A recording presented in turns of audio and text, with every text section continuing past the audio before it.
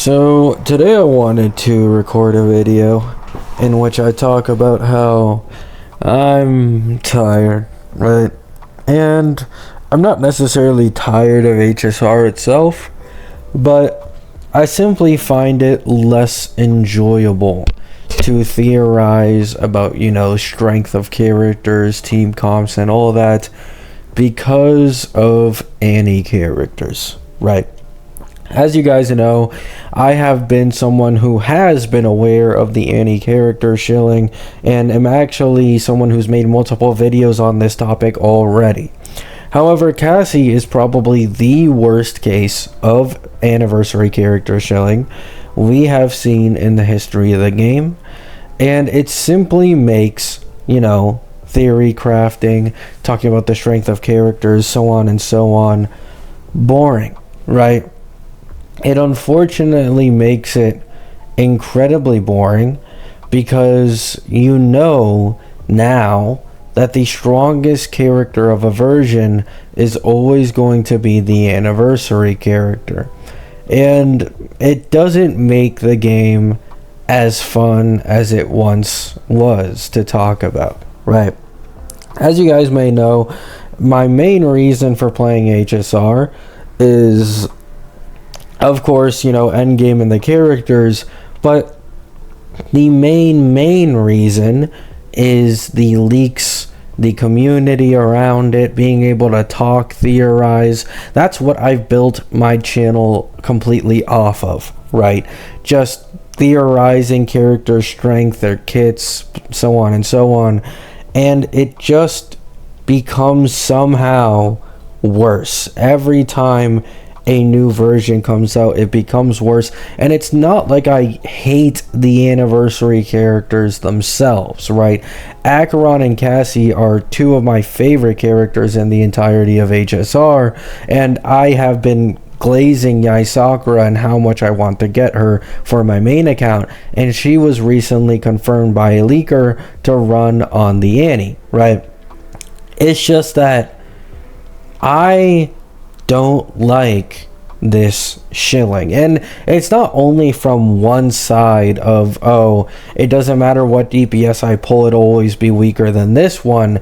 It also comes from another side of, specifically with what they did for Castris, a lot of her peak strength is unlocked only when you pull a multitude of supports and their light cones or eidolons, right?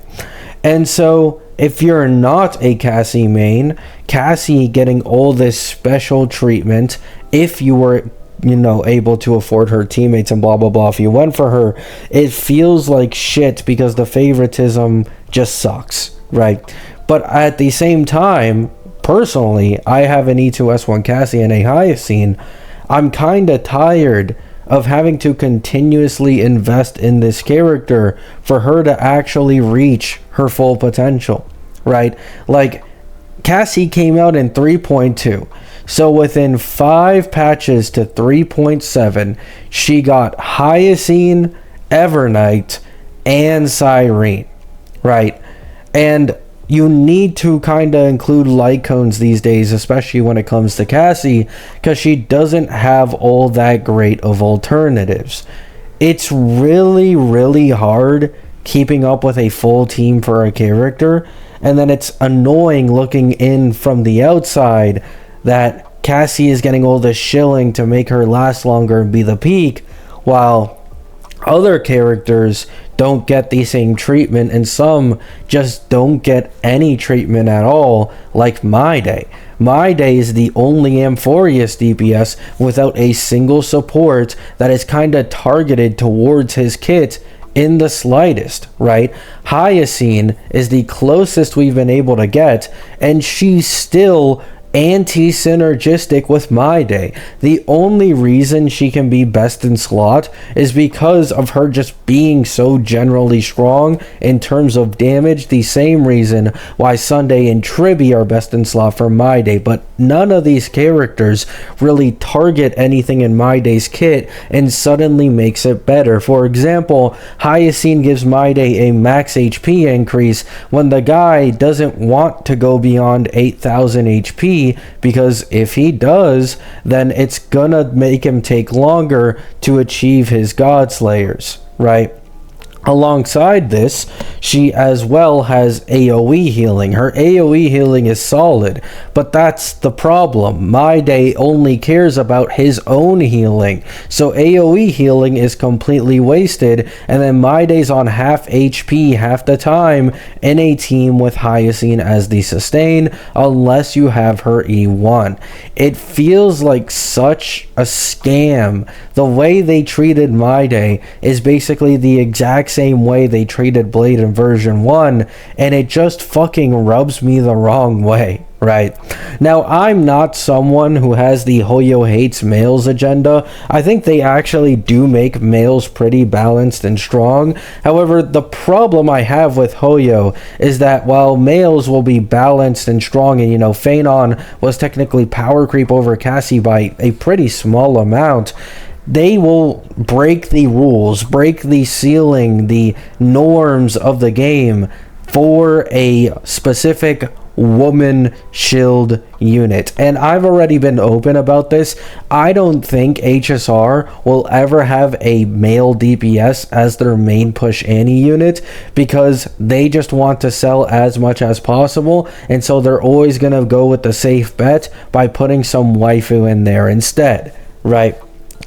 I just am no longer as excited to talk about leaks, to talk about character strength, this and that, when it's just so obvious that the answer for every version is pull the anniversary character. That's literally the answer for every fucking version. Just pull the anniversary character. And it's so boring. It makes the meta feel so fucking stale, and I don't know, I just don't like it, right? I still like HSR, I still enjoy HSR, I still like looking at leaks and character kits, but it simply isn't as exciting anymore as it once used to be like, damn, this character's super strong, oh, they're breaking the ceiling, oh, if you do this with them, they can do this, if you pair them with this teammate, they can do that. It's no longer what it once was. Let me know your guys' thoughts down in the comments. Do you guys agree with me about the Annie character shilling and how it's getting a bit out of hand? I think getting 3 teammates perfectly synergistic for your kit, while some characters literally get 0, it's just, Love you all. Hope you have a great day. Hope you have a great night. And peace out.